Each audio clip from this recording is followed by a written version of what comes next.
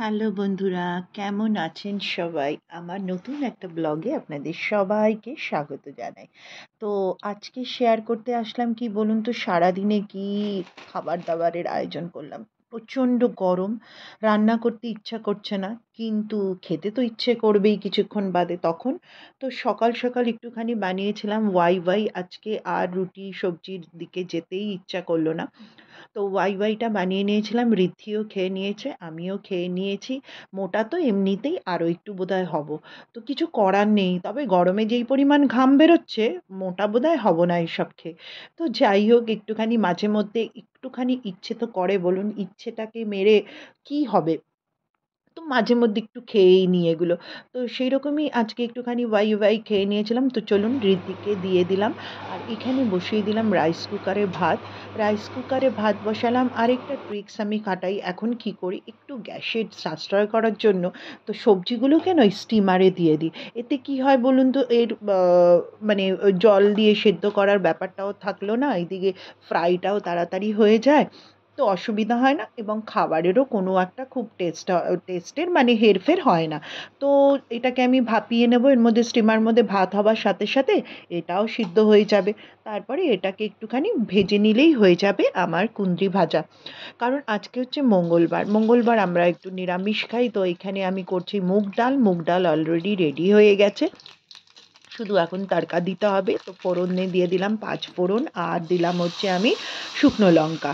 তো জিরে ফোড়নও দিই কোনো কোনো সময়। ওই যে বললাম, আমি না ভীষণ এক্সপেরিমেন্ট করতে ভালোবাসি, সব কিছুই দিয়ে দেখি কীরকম লাগে। তো চলুন, ডাল আমার হয়ে গেছে রেডি। আর এইবার হচ্ছে আমি একটুখানি কুঁদরিটাকে ভেজে নেব। তো কড়াইতে তেল দিয়ে দিয়েছি, আর কুঁদরি দেখুন কি সুন্দর সেদ্ধ হয়ে গেছে।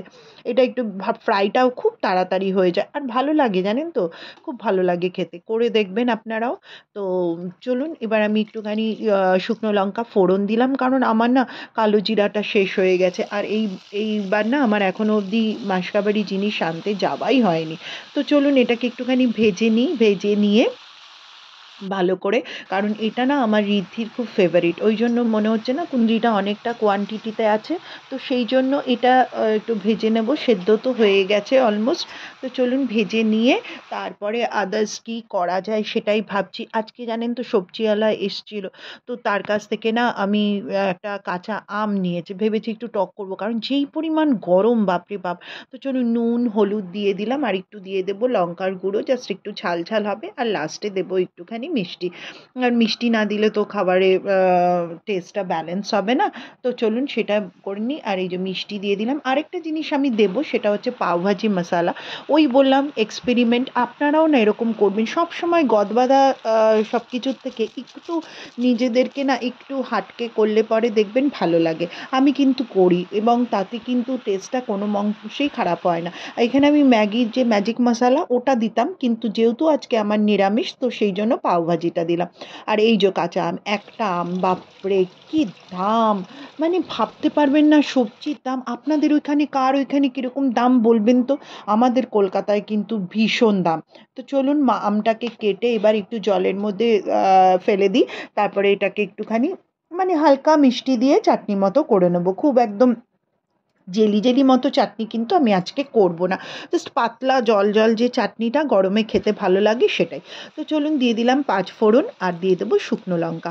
তো এটা ফোড়ন দিয়ে আমটাকে ভালো করে একটু হালকা নেড়ে চেড়ে তারপরে জল দিয়ে দেবো। বেশি এটার পেছনে আমি আজকে খাটনি খাটবো না, কারণ ওই যে বললাম সকাল থেকে আজকে খাটনি খাটতে খুব ইচ্ছে করছে না। আর আমার একটা অদ্ভুত কী হয়, যেই দিন আমার রান্নাবান্না করতে ইচ্ছে করে না, সেই দিনই আমি কিন্তু নানান রকমের পদ করে বসি।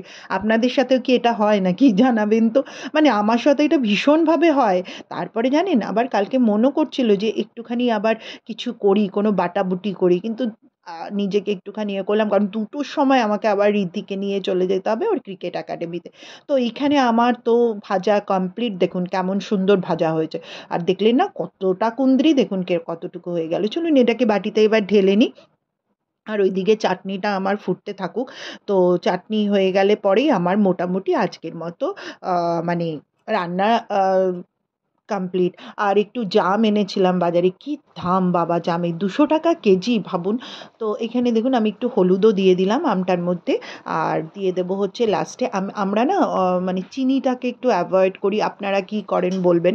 তো আমি চিনির বদলে আমি দেবো গুড়, কারণ ওই যে বললাম গুড় পাউডারটা ইউজ করি আমি, চাতেও চিনি ছাড়া খাই, কখনো যদি একটু খুব চায় মিষ্টি খেতে ইচ্ছে করলো তখন গুড়ের এই পাউডারটা আমার আনা থাকে।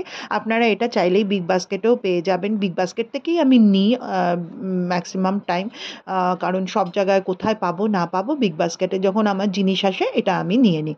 তো খুব ভালো, গুড়ের পাউডারটা খুব ভালো, আপনারাও নিতে পারেন, কোনো অসুবিধা নেই। তো চলুন গুড় দিয়ে দিলাম, কালারটাও দেখুন ভালো এসে, গুড় দিলে একটা ভালো কালার আসে। তো হয়ে গেল আমার চাটনি রেডি, এবার এটাকে ঢালার পালা। আর বিশেষ কিছু করব না, আর হ্যাঁ বলছিলাম না যে জাম এনেছি, তো জামটাকে একটু মাখবো, সেটা আরেকদিন আপনাদের সাথে শেয়ার করবো, ওটাকে মেখে ফ্রিজে রাখবো, পরে খাবো। তো চলুন, আমার রান্না হয়ে গেছে কমপ্লিট, আপনারা দেখে নিন আজকে কি কি হলো। আর আমার এই ব্লগটা যদি ভালো লাগে তাহলে অবশ্যই লাইক করবেন, কমেন্ট করবেন, আর চ্যানেলটাকে প্লিজ একটু সাবস্ক্রাইব করবেন, কারণ যত আপনারা সাবস্ক্রাইব করবেন না, কাজ করার ইচ্ছেটাও বাড়বে। আর লাইক অবশ্যই, আর কমেন্টে কিন্তু জানাবেন আপনাদের ওখানে সবজির দাম কিরকম আর গরম কিরকম। তো চলুন টাটা, পরে আবার দেখা